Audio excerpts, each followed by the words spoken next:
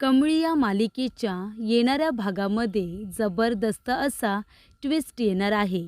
तर प्रेक्षकांनो, इथे आता कमळीने आपल्या फीचे पैसे भरू नये आणि परीक्षेचा फॉर्म भरू नये यासाठी अनिकाने खूप प्रयत्न केलेले असतात आणि सगळे प्रयत्न, तिचे सगळे प्लॅन इथे आता ऋषीने हाणून पाडलेले असतात.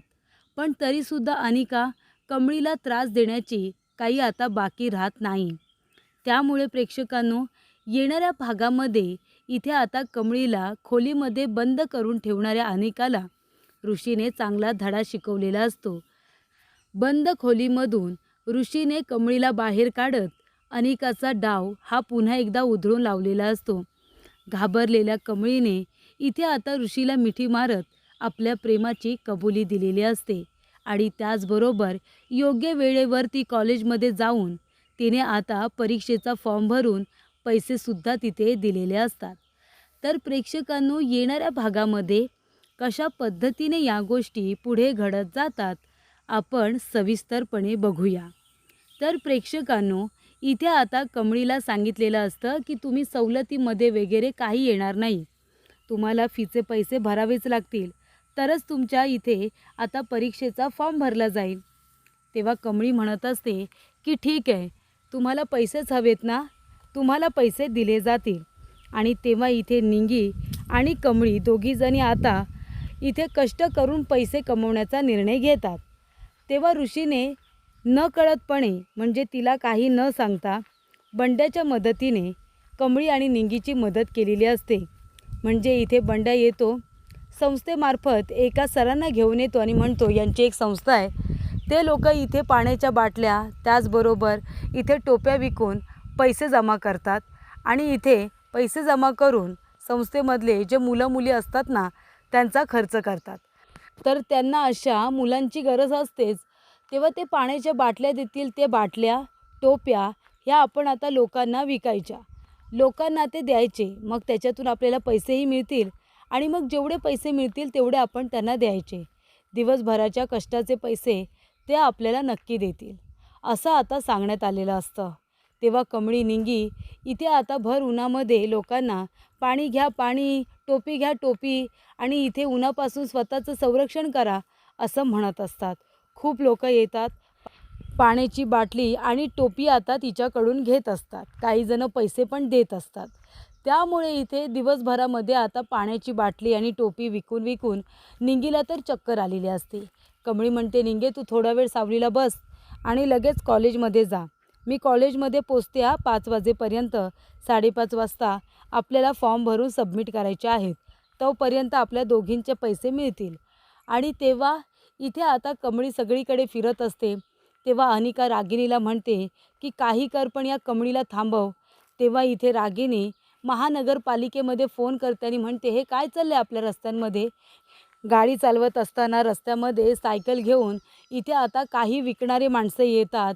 अहो, या लोकांमुळे काय होते माहिती आहे का तुम्हाला, ट्रॅफिक वाढते, ट्रॅफिक जाम होते. कुणी येतं रस्त्यावरती काही विकायला उभं राहतं, थांबवा त्यांना थांबवा. मी तुम्हाला ॲड्रेस पाठवते, त्या ॲड्रेसवरती तुम्ही पोचा आणि त्यांना लवकरात लवकर पकडा. त्यांच्याकडून त्यांची मालमत्ता जी काही असेल ना ती जप्त करा. तेव्हा इथे ऋषीसुद्धा त्या ठिकाणी असतो. तेव्हा महानगरपालिकेचे लोक येतात आणि म्हणतात, तुम्ही इथे मध्येच उभे राहून पाणी वगैरे विकू शकत नाही, कळलं ना. तेव्हा इथे ऋषी म्हणतो, का काय झालं. तेव्हा कमळी म्हणते, बरं बरं ठीक आहे ठीक आहे सर, काही हरकत नाही, आम्ही इथून जातो आणि मी आता सायकलवरून फिरत फिरत पाणी वगैरे देते, तुम्हाला आमच्यामुळे काही त्रास नाही होणार. रागिणीमुळे आता कमळीला एका रस्त्यावरती उभं राहून विकता येत नसतं. ती आता सायकलवरून फिरत असते. निंगीला चक्कर येते म्हणून तिलासुद्धा ती कॉलेजला जायला सांगते. आणि तेव्हा प्रेक्षकांनो, इथे आता पैसे भरलेले असतात. पैसे इथे आता निंगीला मिळतील एवढे पैसे तिने दिलेले असतात. निंगीला फॉर्म भरायला सांगितलेला असतो आणि कमळी काही आता येत नाही. त्यानंतर अनिका तरीसुद्धा गप्प नाही बसत. कमळी आता थांबत नाही हे बघून ती आपल्या कॉलेजला 2 फ्रेंड्सना तिचा अपघात करायला सांगते. ती सायकल चालवत असेल ना, तेव्हा तुम्ही दोघांनी जायचं आणि तुम्ही तिला सायकलवरून खाली पाडायची, असं आता सांगितलेलं असतं. तो म्हणतो, ठीक आहे, ती पाणी विकते ना, आता तिला इतक्या जोरात पाडतो ना की तू हॉस्पिटलमध्ये जाशील तिच्यासाठी पाणी घेऊन, पण नारळ पाणी, कारण ती इथे बेडवरती पडली असेल ना जखमी होऊन. तेव्हा इथे अनिका म्हणते, जा जा, बोलण्यात वेळ वाया घालू नका, लवकरात लवकर जा आणि तिला पाडा. तेव्हा इथे आता कमळीला पाडण्यासाठी ते दोघेजण बाईकवरून जात असतात.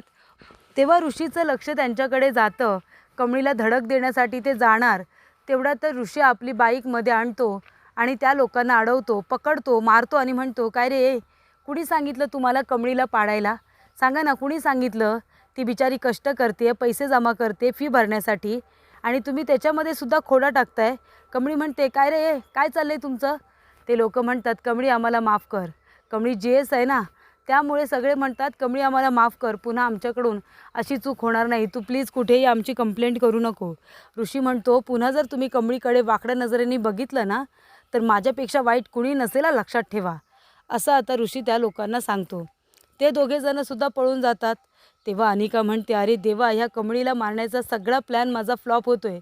हा रिश पण ना, रिश नुसता का मध्ये मध्ये करतो आहे ना, मला कळत नाही आहे. त्यानंतर ज्या संस्थेने त्यांना आता पाण्याच्या बाटल्या दिलेल्या असतात, काही बॉक्सेस दिलेले असतात, ते कमळी परत करण्यासाठी आलेली असते. 15-20 मिनटं उरलेली असतात. त्याच्यामध्ये कमळी आता त्यांना सगळं परत करून आपले पैसे घेऊन ती कॉलेजला येणार असते. निंगीला म्हणते, निंगे तू कॉलेजमध्ये जा, माझा फॉर्म वगैरे तयार ठेव, मी आता थोड्या वेळातच येते. तेव्हा अनिकाने त्याच आता संस्थेमध्ये फोन करून एका माणसाला मॅनेज केलेलं असतं. तिने सांगितलेलं असतं की तुला हवे तेवढे पैसे मिळतील, कमळी त्या ठिकाणी येईल ना, कमळीला आता लॉक करून ठेवायचं. तेव्हा इथे तो माणूस म्हणतो, ठीक आहे. आणि कमळी आता बॉक्स घेऊन तिथे जाते, थर्मास घेऊन तिथे जाते आणि म्हणते, दादा हे घ्या. तो म्हणतो, ताई जरा घेऊन येतं का, जरा या ना, सगळं मला एका हातामध्ये घेता येणार नाही. तेव्हा कमळी आपला बॉक्स घेऊन आता त्याच्या मागे मागे जात असते आणि गोडाऊनमध्ये तो बॉक्स ठेवत असताना तो माणूस आता पटकन बाहेर येतो आणि कडी लावून घेतो, बाहेरून टाळा लावून घेतो. तेव्हा कमळी आता आतमध्येच राहिलेली असते. ती म्हणते, दादा हो असं काय करताय? अहो दादा, दरवाजा उघडा, मला कॉलेजमध्ये पोचायचं आहे. तेव्हा इथे दादा कशाला दरवाजा उघडतोय?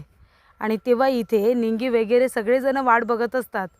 तेव्हा इथे निंगी म्हणते, मॅडम, कमळी आल्याशिवाय, तिने फॉर्म भरल्याशिवाय दरवाजा बंद करू नका, खिडकी चालूच ठेवा. तेव्हा अनिका म्हणते, चला चला, सगळं बंद करा, वेळ संपलेली आहे. तेव्हा मॅडम म्हणतात, पण अजून 15 मिनटं बाकी आहेत नियमानुसार. ती म्हणते, 15 मिनटं वगैरे काही नाही, चला खिडकी बंद करा. निंगी म्हणते, गप्प बसलीस का गं चोंबडे, तू का गं खिडकी बंद करायला सांगतेस? हारलीस का? कमळीला घाबरतेस का? एवढे त्रास देऊनसुद्धा कमळी 15 मिनटात पोचते की काय, अशी भीती तुला वाटले म्हणून आता थांबतेस ना? अगं एवढीच हिंमत असेल ना, तर 15 मिनटं कमळीची वाट बघ. कमळी नाही इथे आली ना, तर नाव बदल माझं निंगी म्हणून. तेव्हा ती म्हणते, ते बदलायचीच वेळ आली. निंगी नाव काही तुझं चांगलं नाही आहे, आपण बदलून टाकू. तेव्हा प्रेक्षकांनो, इथे आता अनिकाला वाटत असतं कमळी काही येणार नाही. पण निंगी आता ऋषीला फोन करून सांगते की कमळीचा काही पत्ता नाही आहे, तिचं काम झालं होतं, ती जायला निघाली होती तिकडे, जिथून आता संस्थेमधून ते बॉक्स वगैरे तिला मिळाले होते, तिथून ती अजून परत आलेलीच नाही आहे. तेव्हा ऋषी तिथे जातो आणि तिथे कमळी आता वाचवा वाचवा, मला वाचवा, दरवाजा उघडा असं म्हणत असते. तेव्हा ऋषी जाऊन संस्थेमधून आता दरवाजा उघडतो. तिथून दरवाजा उघडल्यानंतर कमळी बाहेर येते. तर अशा रीतीने ऋषीनेच कमळीला बंद खोलीमधून बाहेर काढलेलं असतं योग्य वेळेवरती. तेव्हा घाबरलेली कमळी ऋषीला घट्ट मिठी मारते आणि तो म्हणत असतो, कमळी तू घाबरू नको, मी तुझ्या पाठीशी खंबीरपणे उभा आहे, अगदी आयुष्यभर. तुला जे लोक त्रास देण्याचा प्रयत्न करतील ना, त्यांच्या विरोधामध्ये मी आहे. तुला कुणीही त्रास देऊ शकणार नाही. मला माहिती होतं तुझ्यासाठीच हा खड्डा खोदला आहे, पण त्याच्यामध्ये ते सगळेजण पडणार. आणि अशा रीतीने प्रेक्षकांनो, इथे आता कमळीने त्याला मिठी मारल्यानंतर ती म्हणते, सर तुम्ही आहात ना माझ्याबरोबर, म्हणून मी निर्धास्त असते. तुम्ही माझ्या आयुष्यात नसतात तर माझं काय झालं असतं काय माहिती. न कळतपणे का होईना, पण इथे कमळी ऋषीला म्हणालेली असते की तुम्ही माझ्या आयुष्याचा सगळ्यात महत्त्वाचा भाग आहात. अगदी तुमच्यासारखा फ्रेंड मला माझ्या नशिबानेच मिळाला, असं सुद्धा ती म्हणालेली असते. आणि तेव्हा प्रेक्षकांनो, इथे आता ऋषीला खूपच छान वाटतं. आणि म्हणूनच इथे आता कमळीने आपल्या प्रेमाची कबुली ऋषीला दिलेली असते. ती म्हणते की माझी आयुष्यभरासाठी अशीच तुम्ही साथ द्या, मला तुम्ही आयुष्यभरासाठी हवे आहात. आणि तो आता शब्द तिने ऋषीकडून घेतलेला असतो. त्यानंतर प्रेक्षकांनो, खोलीतून आता बंद खोलीतून कमळीला बाहेर काढल्यानंतर ऋषी तिला आपल्या गाडीवरती बसवतो आणि गाडीवरती बसवल्यानंतर एकदम फास्टमध्ये तो तिला कॉलेजमध्ये घेऊन येतो आणि सगळ्यात आधी तिला खिडकीपर्यंत धावत पळत जायला सांगतो. तेव्हा इथे 5:30 वाजायला 2 मिनटं बाकी असतात आणि कमळी त्या ठिकाणी पोचलेली असते आणि तिने आता पैसे जमा करत, आपल्या कष्टाचे पैसे जमा करत तिने परीक्षेचा फॉर्म भरलेला असतो आणि तो इथे सबमिटसुद्धा वेळेच्या आधी केलेला असतो. त्यामुळे अशा रीतीने ऋषीने कमळीला योग्य वेळेवरती कॉलेजमध्ये आणत अनिकाचा प्लॅन आता उधळून लावलेला असतो आणि कमळी पुन्हा एकदा ऋषीमुळे जिंकलेली असते आणि अनिका तोंडावरती जोरात पडलेली असते.